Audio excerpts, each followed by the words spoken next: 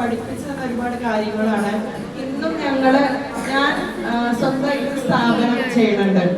ഇന്നും എവിടെ പോയാലും നമ്മൾ ഓർക്കുന്നത് അവര് പഠിപ്പിച്ചു തന്ന ആ ഒരു സ്നേഹമാണ്, അവര് പഠിപ്പിച്ചു തന്ന വാല്യൂസ് ആണ്, ജീവിതത്തിൽ എന്തൊക്കെ വേണം എന്നുള്ളത്. അതാണ് ഞങ്ങളെയൊക്കെ മുന്നോട്ട് കൊണ്ടുപോകുന്നതും. എവിടെ പോയാലും നമ്മളെ മറക്കാതിരിക്കണത്, നമ്മളെ വീട്ടുകാരി, നമ്മളെ നാട്ടുകാരി. അപ്പോ ഏറ്റവും കൂടുതൽ ഇന്ന് നമ്മൾ കൂടുതൽ ഡിസ്കസ് ചെയ്തത് നബിന്റെ ചര്യകള്, നബി സല്ലല്ലാഹു അലൈഹി വസല്ലമയുടെ ചര്യകള്, അവരുടെ ഫാമിലി അല്ലെ. നമ്മൾ ഐഷ സുഹൈല വൃത്തിക്ക് പറഞ്ഞു, അവരുടെ ഹിസ്റ്ററി പറഞ്ഞു. അതുപോലെ തന്നെ പിന്നെ നമ്മൾ പറഞ്ഞു നബിയോട് സ്നേഹിക്കുന്ന കഥകള്. ഇതുപോലെ തന്നെ ഏറ്റവും ഇമ്പോർട്ടൻ്റ് ആയിട്ടുള്ളതാണ് നബിന്റെ ജീവിതത്തില് ഏറ്റവും കൂടുതൽ ഇന്ന് നമ്മൾ അനുഭവിക്കണ ഹദീസ് ആവട്ടെ ഖുർആനാവട്ടെ നല്ല രീതിക്ക് എത്തിയത് അന്നത്തെ ഉണ്ടായിരുന്ന ജനങ്ങളുടെ നന്മയാണ് അല്ലെ. എത്രത്തോളം നബിയെ സ്നേഹിച്ചു, അതാണ് നമ്മളിന്ന് അനുഭവിക്കുന്ന കിതാബുകളും എല്ലാ കാര്യങ്ങളും. അപ്പോ അന്ന് സ്ത്രീകള്, അതായത് നബിന്റെ ഭാര്യ, ആദ്യത്തെ ഭാര്യ ആരാണ്? നബിയുടെ ഏറ്റവും ഇഷ്ടപ്പെട്ട ഭാര്യ അല്ലെ, ഖദീജ ബീവി റളിയല്ലാഹു അൻഹ. എനിക്ക് ഏറ്റവും ഞാൻ എന്നും കേൾക്കുന്ന ഒരു കഥയാണ് ഈ ഖദീജ ബീവിയുടെ. കാരണം എന്താ വെച്ചാല് ഒരു സ്ത്രീ മാത്രമായിരുന്നില്ല, അതിന്റെ അപ്പുറത്തൊക്കെ ഒരു ഇന്നും അതെ ഒരു ഉമ്മത്തിനെ, അതായത് ഒരു നേഷനെ ഉണ്ടാക്കിയ ആൾക്കാരാണ്. ഞാൻ ബിലീവ് ചെയ്യണത് എന്റെ വല്യമ്മ ഖദീജ ബീവിയാണെന്നാണ് ഞാൻ ബിലീവ് ചെയ്യണത് എന്റെ മനസ്സില്.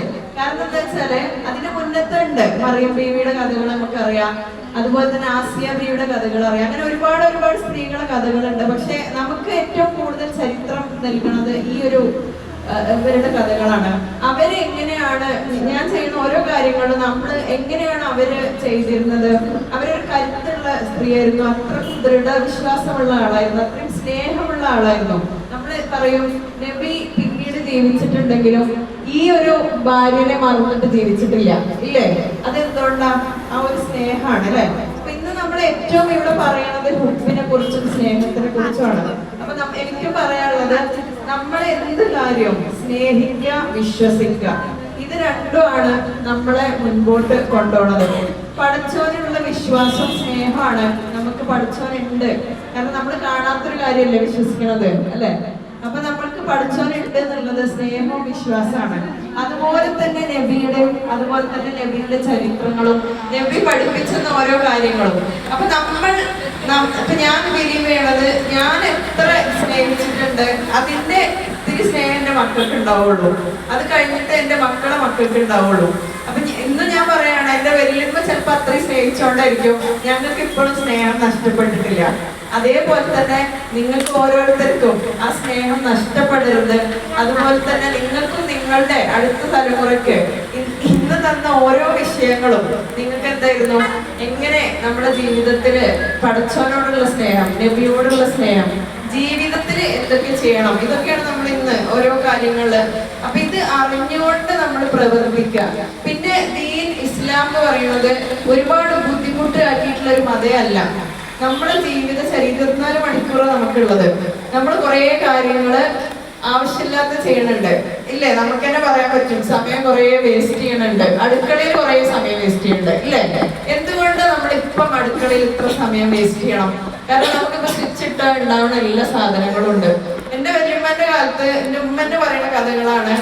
അരി ആട്ടിയിരുന്നതും ഇടിച്ചിട്ട് അരി പൊടിച്ചിരുന്നതും വെള്ളം കോരിയിരുന്നതൊക്കെ പറയും, ഓർമ്മകളുണ്ട്. പക്ഷെ ഇതൊന്നും ഇപ്പൊ ആവശ്യമില്ല. ഇപ്പം ഇതൊക്കെ നമുക്ക് റെഡിമെയ്ഡ് ആണ്. അപ്പൊ എന്തുകൊണ്ട് നമ്മൾ പിന്നെ കുറെ സമയം അടുക്കളയിൽ ചെലവാക്കണേ? അപ്പൊ ഞാന് അടുക്കളയിൽ കയറാത്ത ആളൊന്നല്ല, രാവിലെ എല്ലാം റെഡി ആക്കിയിട്ട് പോണ ആൾ തന്നെയാണ്. പക്ഷെ അടുക്കളയിലെ സമയം കുറക്കാം. അതുപോലെ തന്നെ നമ്മൾ ഫോൺ യൂസ് ചെയ്യണത്, ഫോണിൽ നമുക്ക് നല്ല കാര്യങ്ങൾ കാണാം അല്ലേ. ഇപ്പൊ നേരത്തെ സുഹൈല മാം, ഐഷ എല്ലാരും പറഞ്ഞു നിങ്ങൾ ബുക്ക് വായിക്കണം, ഇതാക്കണം. ഇന്ന് ഫോണിൽ അവൈലബിൾ ആണ് അല്ലെ. ഫോണിലെല്ലാം ഉണ്ട്, കേട്ട് പഠിക്കാം, കണ്ടു പഠിക്കാം. നമ്മളെ ഖുർആൻ ഇറങ്ങുമ്പോ ആദ്യം ആദ്യം പഠിപ്പിച്ചത് എന്താണ്?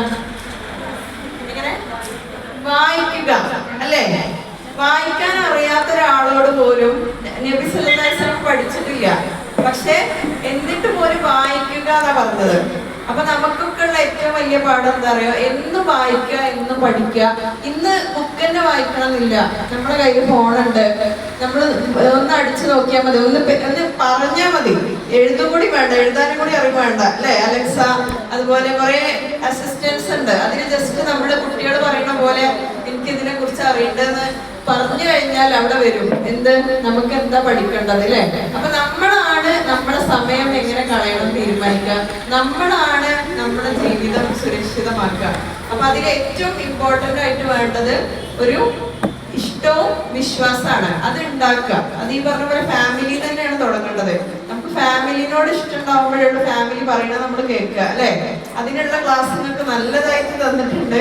അത് ഇനിയും കിട്ടണം എന്ന് നിങ്ങൾക്ക് ഉണ്ടെങ്കിൽ ഇവിടെ ടീച്ചർ ഇനിയും നിങ്ങൾക്ക് ഇങ്ങനത്തെ സെഷൻസ് തരും. കാരണം എന്താ വെച്ചാല് നമുക്ക് സന്തോഷം, നമുക്ക് അറിയുന്നത് എല്ലാവർക്കും പറഞ്ഞു കൊടുക്കുക, എല്ലാവർക്കും അത് പ്രാവർത്തികമാക്കാൻ പറ്റുക. കുറച്ച് കാര്യങ്ങള്, 5 കാര്യങ്ങളേ ഉള്ളൂ ഇസ്ലാമില്. എന്താണ് ഈ ഇസ്ലാം കാര്യങ്ങൾ പറഞ്ഞിട്ടല്ലേ, 5 കാര്യം.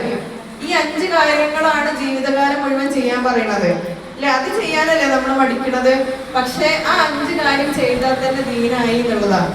7 ഈമാൻ കാര്യങ്ങളാണ് നമുക്കുള്ളത്, 7 ഉള്ളൂ അല്ലെ, 70 ആ 7 കാര്യങ്ങൾ നമ്മൾ വിശ്വസിച്ചാല് നമ്മുടെ വിശ്വാസം പൂർണ്ണമായി എന്നുള്ളതാണ്. അതിന്റെ അപ്പുറത്തേക്ക് നമുക്ക് എന്താണ് പിന്നെന്താ ഉള്ളത്, 5 നിസ്കാരമാണ് അല്ലെ. 5 നിസ്കാരം നിങ്ങൾ ഇപ്പൊ ചെയ്ത പോലെ ഈ ഒരു 5 മിനിറ്റ് നിങ്ങൾ എടുത്തില്ലേ, ഈ ഒരു ശ്വാസം പിടിച്ച് ചെയ്തല്ലോ, അതുപോലെ നിങ്ങളൊന്ന് നിസ്കരിച്ചു നോക്കൂ. നിസ്കാരത്തിൽ ചെയ്യണ ഓരോ കാര്യങ്ങളും ഇതേപോലെയാണ് അല്ലെ. അപ്പൊ നമ്മൾ പഠിക്കേണ്ടത് എന്താ, ബേസിക്സ് ആയ കാര്യങ്ങളാണ്. ഈമാൻ കാര്യം എന്താ, ഇസ്ലാം കാര്യം എന്താ. ഇസ്ലാം കാര്യത്തിൽ ഫസ്റ്റ് എന്താണ്, അശ്ഹദു